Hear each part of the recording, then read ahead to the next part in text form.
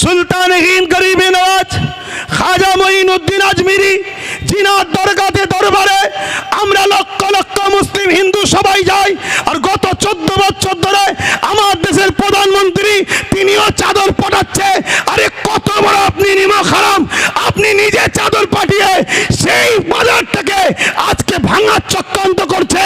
আমি যুব সমাজকে জানতে চাই, শুনে রেখে দাও, গরিবে নওয়াজ তিনি যিনি তিনার ইশারায় ঘোড়া বসেছিল, সেই ঘোড়াকে তোলার এমন করে সেই সময় ক্ষমতাশালীদের ক্ষমতা হয়নি।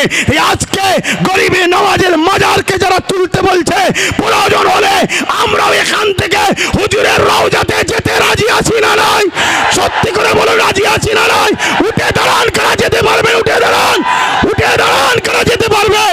দিল থেকে বলছেন যেতে পারবেন, যেতে পারবেন। এ লড়াই কিন্তু শেষ থেকে ছাড়তে হবে, কেন বারবার হয়েছে কাউকে খেতে দিলে সে শুতে চাইছে। অতএব এই জায়গা শেষ আমাদেরকে করে ছাড়তে হবে।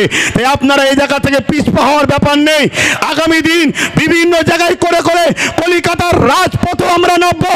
কলিকাতায় করার পর পুরো দেশ জুড়ে বিভিন্ন জায়গায় আন্দোলন চলছে। সবাই আমরা একসাথে হয়ে অন্য রাজ্যের মানুষদের এক হয়ে আমরা যাব দিল্লিতে। রাজি আছেন না নয়?